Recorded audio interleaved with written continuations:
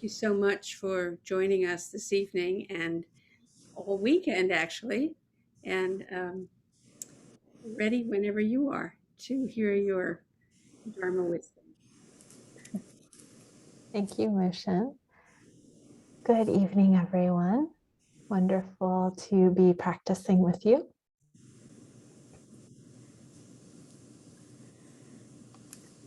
So I titled this talk Instructions for Practicing in Darkness. And at least in the Pacific Northwest, we've had some sun these past couple of days. But that's not the only darkness that I'm referring to. So I was looking at one of my favorite fascicles by Dogen Zenji called Being Time. And the opening lines of this fascicle say, "For the time being, stand on top of the highest peak. For the time being, proceed along the bottom of the deepest ocean." In these two short lines, and it goes on, but I just want to stick with those two short lines. In these two short lines, Dogen Zenji reminds us of an important fundamental truth about the nature of reality. Life is what it is, as it is. Dogen Zenji says later in this fascicle, and this has been one of my favorite lines of Dharma since I heard it, the way the self arrays itself is the shape of the entire world. The way the self arrays itself is the shape of the entire world. And that it in life is what it is, as it is, that it in itself is constantly fluxing, expressing, evolving, changing, and that it is the constancy of being, the constancy of now, simultaneously, fluxing, changing, and changeless. So, returning to the first two lines, for the time being, stand on top of the highest peak. For the time being, traverse along the bottom of the deepest ocean. We have moments in our lives that we consider highs, peak experiences, moments of great clarity, insight, achievement, success, delight, harmony, peace. And these can happen on many levels, on that deep, personal, spiritual level that no one else knows it's happening. It can happen on an emotional level. It can happen in relationship. It can happen triggered perhaps by events in the world. And of course, since nothing is separate, our spiritual experiences, our deep emotional experiences and openings often do have a correlate in the world. And if there are peaks that we can stand on, so too there are valleys. And there are valleys inside of oceans. But we tend to associate the highs of life with brightness, awakening, enlightenment.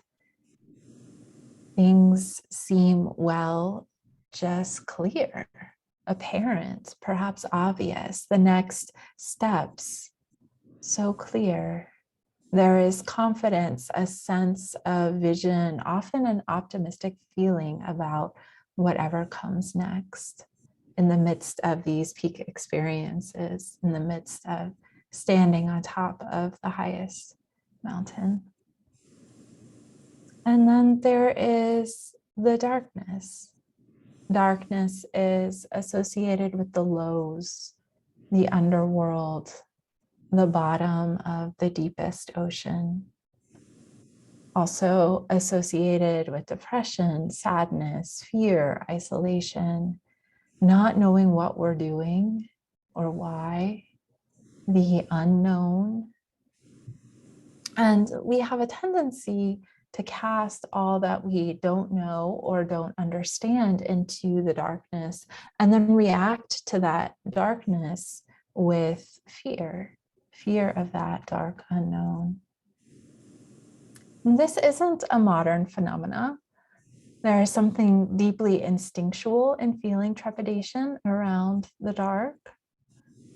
I have practiced solo retreat and isolation in nature and have guided people in this practice.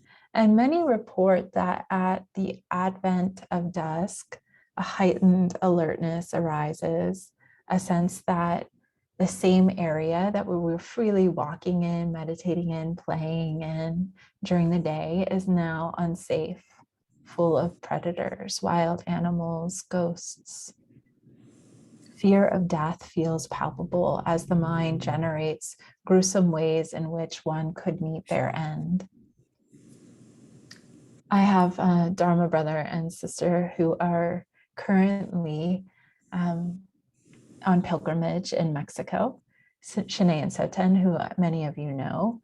And they've spoken to this as they're camping in unfamiliar places, that their minds have to become or tend to become acutely aware as the night dawns. And there's a tendency towards being deeply quiet and still and alert so that no one will find them. And if someone does, they're ready to move. This phenomena of the darkness also during the pandemic is something that I think many people who lived alone, at least many people I talked to who lived alone, reported something similar, a feeling of being very engaged during the day. And then when night rolled in, there would be an intention to practice or to do something wholesome that was often thwarted by a deep restlessness that was channeled into watching movies, eating, using social media, or getting absorbed in TV, as if the feelings of the night were too difficult to bear on one's own. In lunar cultures before 2,000 years ago,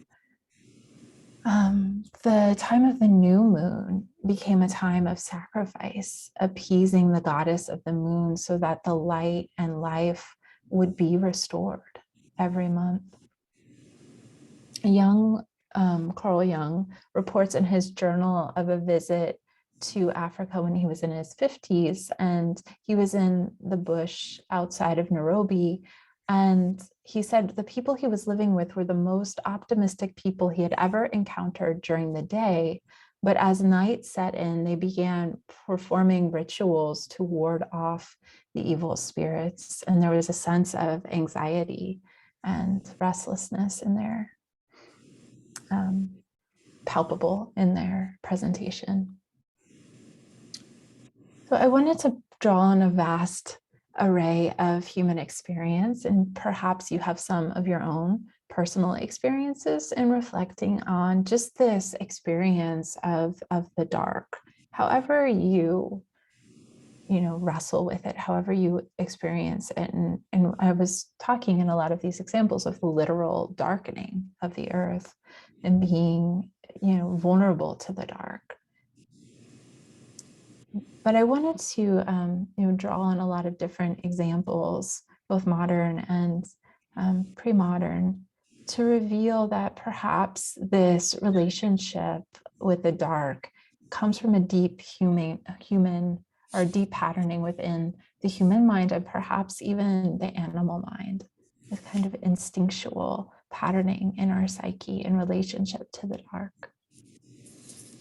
In Zen practice, as we know, both the light and dark are celebrated.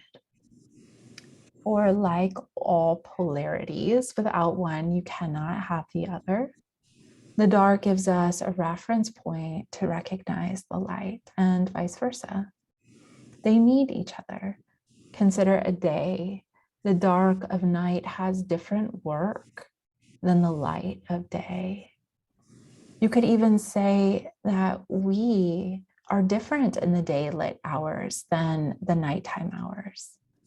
In the dark, we often eventually give in to sleep, allowing our consciousness to darken as unconsciousness arises in our nighttime dreams.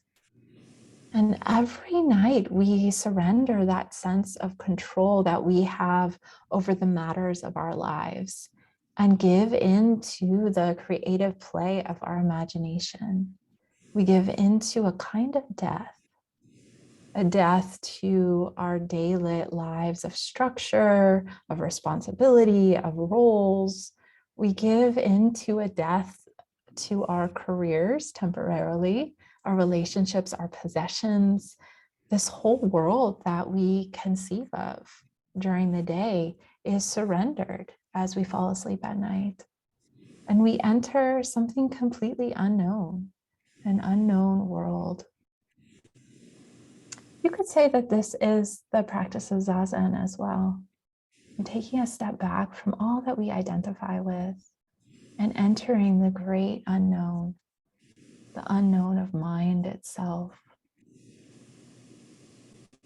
befriending the dark, befriending the unknown, the cycles of death and rebirth, of understanding and forgetting, of entrustment and surrender.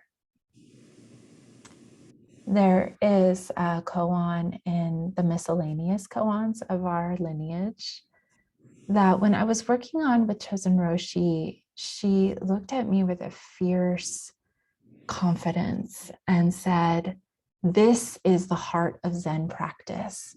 Don't ever forget it in your own practice, and don't ever forget it in your teaching."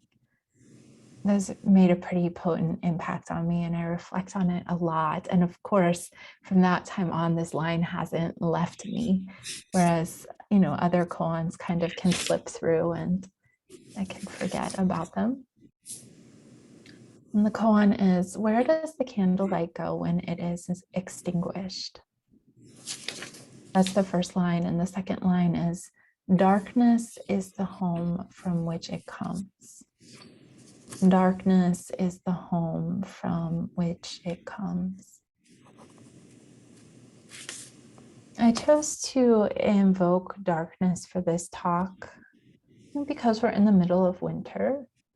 And in the Pacific Northwest, especially this past week, it's been particularly dark with rain, clouds. Although these 2 past days have had some refreshing sunlight. But also, as we celebrated the new year a little over a week ago, which often brings with it a sense of newness, possibility, optimism. Been just receiving lots of emails and on my walk seeing posters that are recommending New Year's resolutions that we all take up. And that's something in our culture with the new year is this feeling of just optimism and possibility and starting anew and bringing our dreams and clarifying our insight and bringing something into manifestation, a new way of being. Yet simultaneously with this newness, the dawning of another year is happening in the midst of another COVID surge and ecological disasters that are happening across the continent. We're waking up, we're starting anew in uncertainty. This is the darkness of Zen, uncertainty. So perhaps Chosen's advice with this koan, darkness is the home from which it comes, we come, can be said this way. Zen is a practice of befriending uncertainty. knowing that home in the unknown, in the mystery. Chosen Roshi also said to me once, early on in my practice, when I was really starting to grapple with like the radical nature of impermanence, like there's a way in which the teaching of impermanence is like, yeah, things change. But there was a feeling sense at some point in my practice of like, whoa, things are constantly changing. Like when I pay attention to the sensations arising in the body, I can't pin them down. When I pay attention to the sensations of the breath or sound very deeply, it's just happening so quickly. It can't even really even say it arises. But the moment it arises, it's disappearing. And that was very unsettling. Like, what can I trust? You know, that often comes up for people. I remember it coming up for me. And now as I'm teaching, I see that come up for other people too. There's just this, it can really propel us into a deep existential question, existential reality. And she looked at me and she kind of laughed and she was like, well, in Zen, we make our home in impermanence. And she just kind of like giggled, which is different than the darkness is the home from which we come attitude. The groundless ground of being is like a gentle initiation into, yep, this is the way things are. And still we continue. What is it like to befriend the dark, the uncertain, the changing, the impermanent, the fluxing, changing reality of this life, the never quite crystallizing nature of being?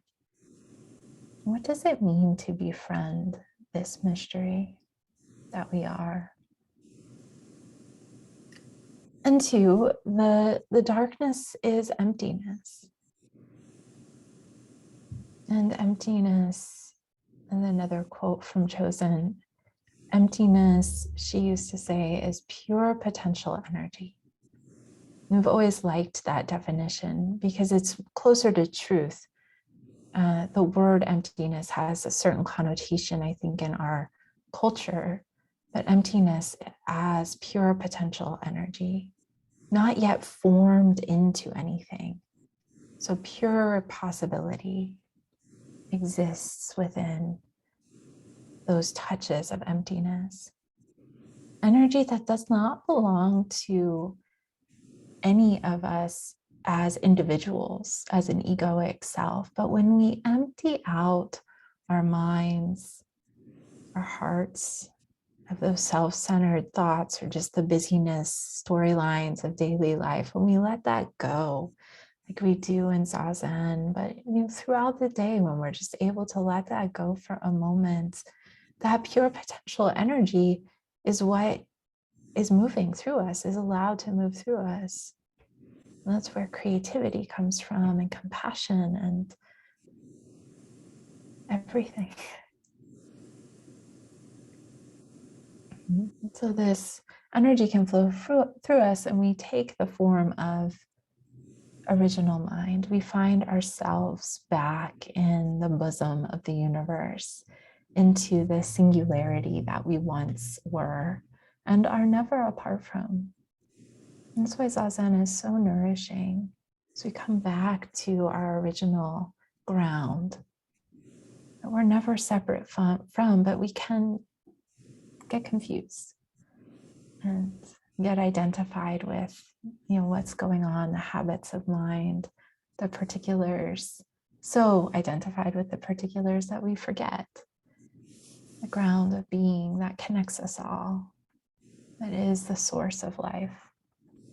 But I wanted to share, since I wrote the singularity that we once were, I wanted to share a poem by Marie Howe called The Singularity. Do you sometimes want to wake up to the singularity we once were? So compact, nobody needed a bed or food or money. Nobody hiding in the school bathroom or home alone, pulling open the drawer where the pills are kept. For every atom belonging to me as good belongs to you. Remember, there was no nature, no them, no tests to determine if the elephant grieves her calf or if the coral reef feels pain. Trashed oceans don't speak English or Farsi or French. Would that we could wake up to what we were when we were ocean, and before that to when sky was earth and animal was energy and rock was liquid and stars were space and space was not at all nothing. Before we came to believe humans were so important, before this awful loneliness, can molecules recall it? What once was before anything happens?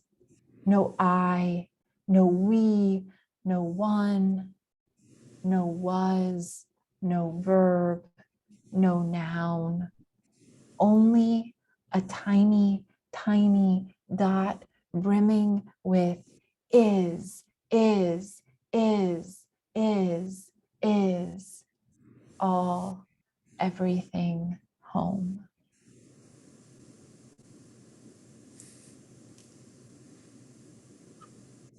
When we open up to the darkness, that great no, no verb, no noun, that great verb of that great no of the Heart Sutra, no eyes, no ears, no nose, no fear. We can see that light and dark are always playing together. That the pure potential energy really means pure possibility. That from emptiness, new visions emerge, new dreams for humanity and life on this planet, new hopes, creativity, resilience, resourcefulness, love, compassion. The spontaneity and freedom of life come from entering the darkness, emptiness, our true home, and living from there. We developed a capacity to, in a way, be in retreat, be connected to that one source of life, and also fully engaged with the particulars, the particularities of this particular life, this unique human life. In touch with the deep peace of the dark and the creativity, the spontaneity of its manifestations. It's like in the identity of relative and absolute, the right and left foot in walking, the dance of our relative lives and our interconnected lives, the play of light and shadow. So that was a lot of words. And I'm curious, what is your experience? What have you learned from the times that you've proceeded to walk, not knowing where exactly you were going, walking in the dark? What depths are you wading through right now? How are you living this one wild and precious life?